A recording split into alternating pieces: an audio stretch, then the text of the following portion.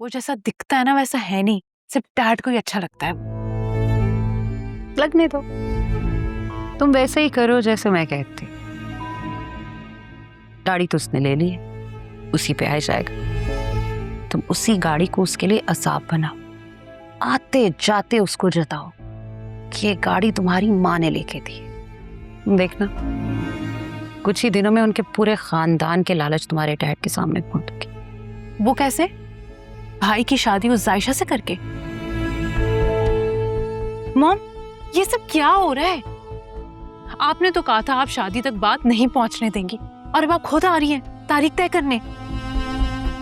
अरीशा, ऐसी बात नहीं है। अरीशा बेबी, आपको राफी साहब बुला रहे हैं। क्यों? पता नहीं, शायद जाने का कह रहे होंगे। क्या मुसीबत है मॉम, मैंने नहीं जाना। अच्छा तुम जाओ। जी। क्या हो गया? नौकरों के सामने तुम जो चीज में आता कहना शुरू कर देते। तो आप ऐसी खबर देंगी तो आप एक्सपेक्ट करती हैं कि मैं अपने सेंसेस में रहूं? ज्यादा इमोशनल होने की जरूरत नहीं है। अभी तुम जाओ, बाद में बात करते हैं। मैं आपको बता रही हूँ, अगर ऐसा कुछ हुआ ना, मैं जिंदगी भर आपसे नहीं मिलूंगी।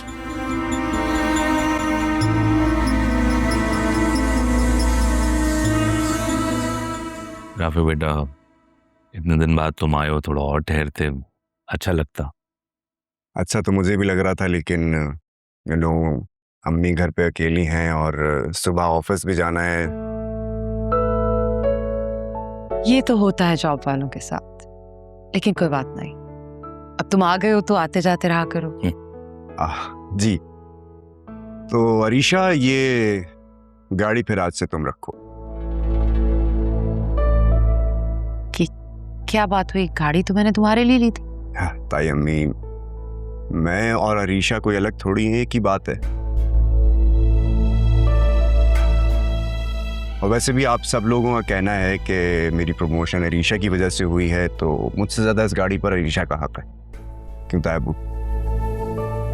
बिल्कुल। तो अरीशा, फिर तुम अपनी गाड़ी पर आओ और मैं तो अपनी बाइक पर ही आऊंगा। चलो, मैं चलता हूँ तुम्हारे साथ। आ जाओ।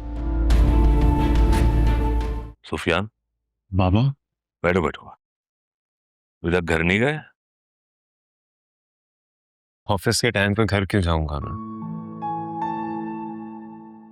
भाई, आज तुम्हारी शादी की तारीख लेने जा रहे हैं ना, तुम्हें घर पे होना चाहिए था, अच्छे से तैयार होना चाहिए।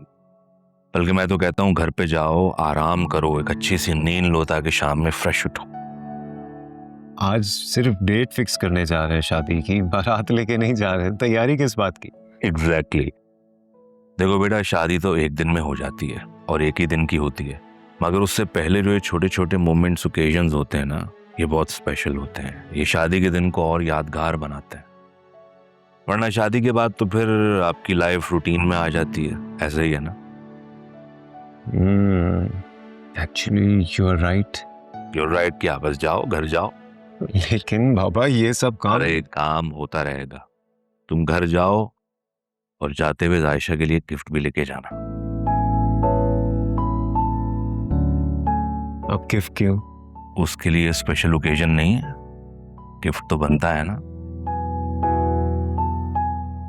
लड़कियां इस मामले में बहुत जज्बाती होती हैं। वो शादी से पहले इन सारे इवेंट्स, ओकेजन्स को बहुत गौर से नोटिस कर रही होती हैं कि भाई उनके लाइफ पार्टनर ने उन्हें कोई गिफ्ट दिया है तो उनको लगता है कि हाँ भाई वो उनकी वैल्यू कर रहे हैं।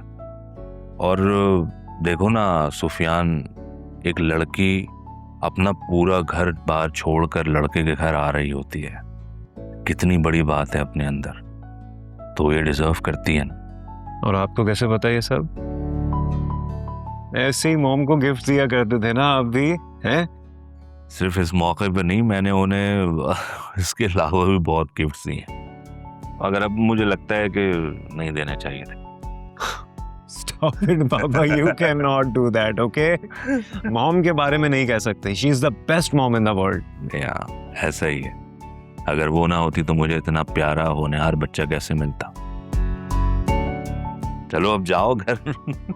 मैं देख लूंगा सारे काम। ओके, जा रहा हूँ। आज photo. By the way, thank you. और गुड लक।